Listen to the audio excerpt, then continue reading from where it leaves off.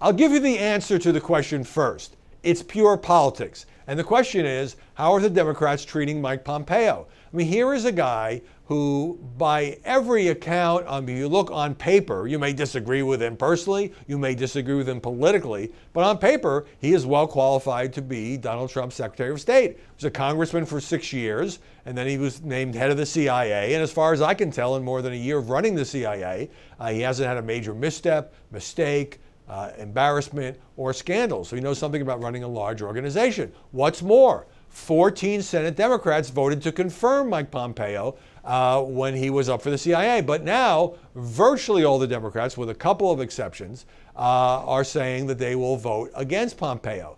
The answer is pure politics. This is a sort of a war by proxy. This is a vote against President Trump and his foreign policy. You know, there's sort of a tradition in Washington, and I get it that Donald Trump has shattered a lot of traditions, that the president is entitled to have the nominee that he or she wants for major cabinet departments, unless the person can be found to be unqualified, unethical, or embroiled in something that is personally disqualifying.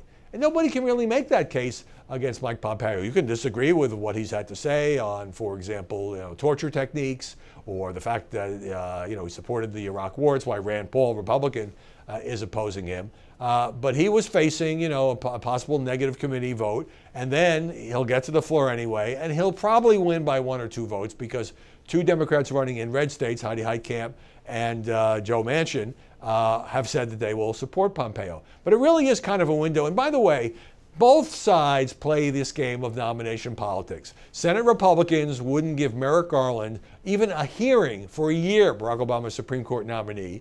Nobody said the guy wasn't qualified to sit on the high court. They just wanted to keep the seat open, and it worked for the next president, who they hope will be a Republican president. And by the way, candidate Donald Trump supported not giving Garland a hearing. So it's not that either side is pure on this question.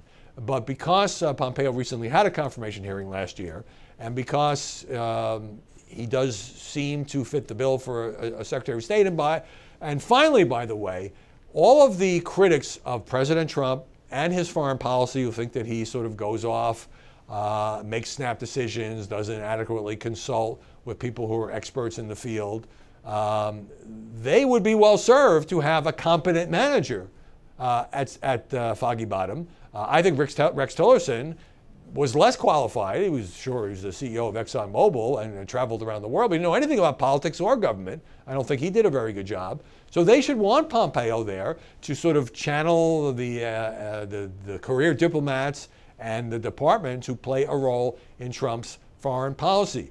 And he recently faced a test when Trump secretly sent him to North Korea to meet with Kim Jong-un, obviously trying to lay the groundwork for a presidential summit. It seems to me that he did his job and did it well, and it didn't leak until recently, which is pretty amazing. So I have to call this out. This really is politics on the Democrats' part. And maybe it's payback for Republicans playing politics, but that's the problem with Washington. We get in this endless cycle, and then it becomes very hard for any nominee to get a fair hearing because both sides are playing partisanship.